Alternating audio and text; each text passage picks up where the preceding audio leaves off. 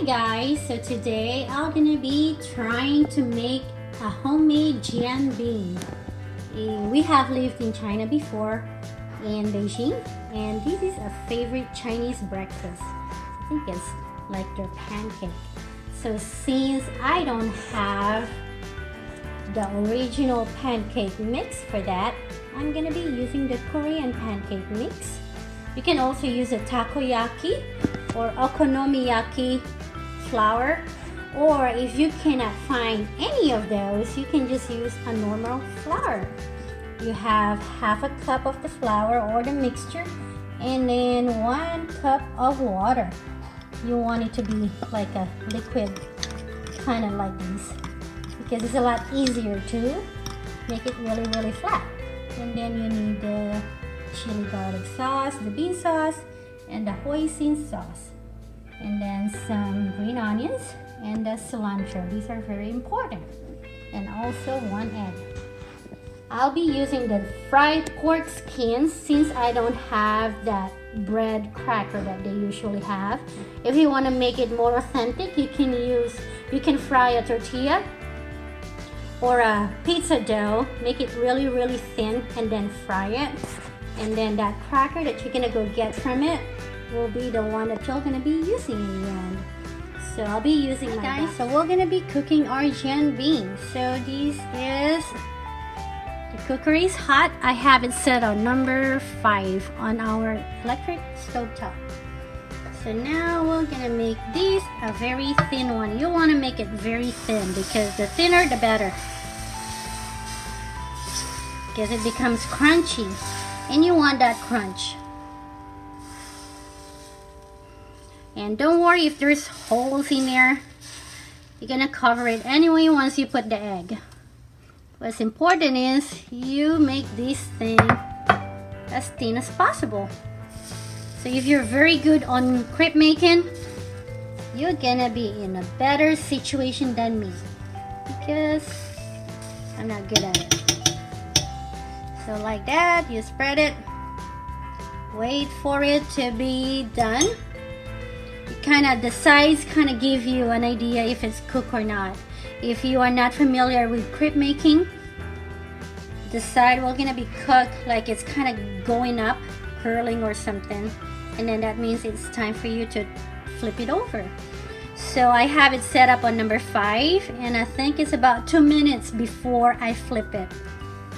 So we're just waiting, and the next step after you flip it is put an egg on it. So we'll be waiting for now and we'll continue. So if your pan is very hot, that is very good, because you want your pan the correct temperature, or else it's not gonna cook all the way. So it's time for us to flip it. It's been 2 minutes. As you can see, the edges is like, see, it's very easy to move. Now let's flip this baby. See, you want that brownness on it because that helps with the crunch. You want to have the same side, the bottom part of it. So now let's go put our egg. Just crack it in there and then kind of scramble it a little bit. Just mix it.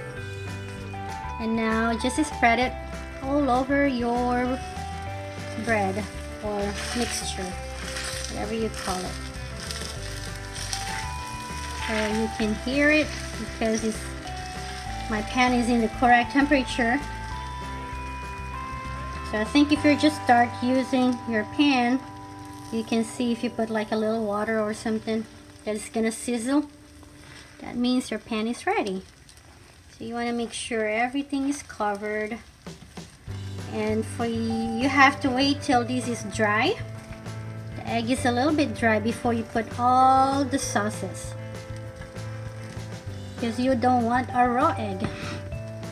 And it's also on the safer side, especially if you're going to be serving this on a little kid.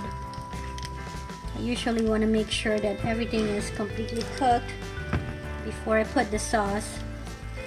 And that way it doesn't stick on my pot, on my ladle. So you kind of want it to be like this.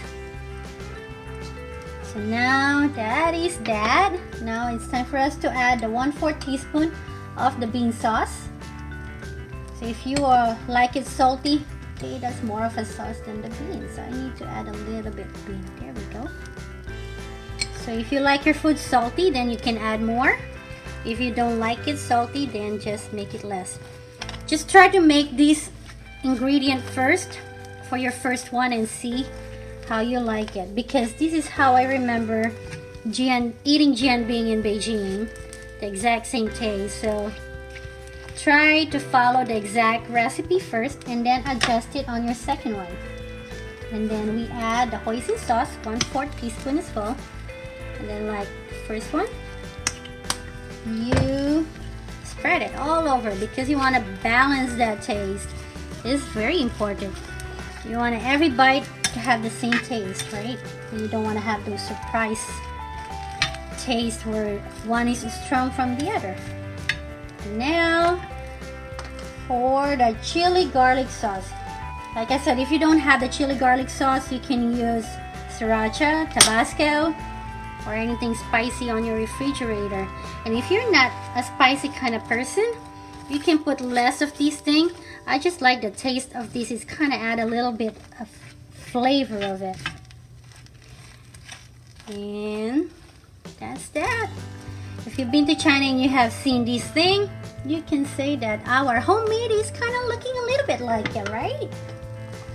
So that's one thing that I love being in China. All the food while traveling have given us that opportunity to enjoy different kind of food and also different cultures. So you can put more or less of these vegetables. So we put the green onion first, and now we'll add the cilantro.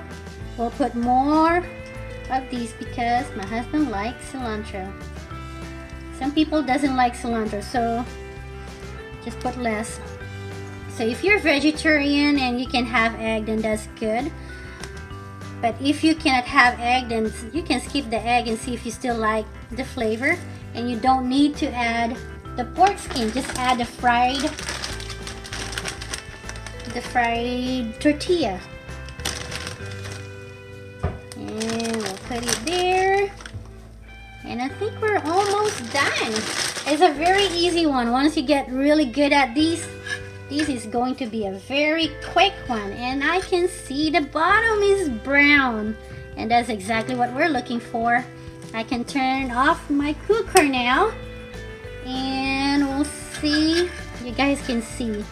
This is what it looks like. Authentic. Here. See the crunch? Can you hear the crunch?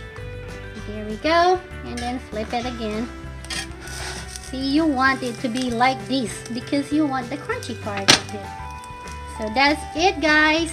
Jianbing is very easy to make, very delicious, and very healthy. I hope you guys enjoy and make a comment on how you like it, on how you hate it, or what. Just let us know. Thank you for watching. Bye for now.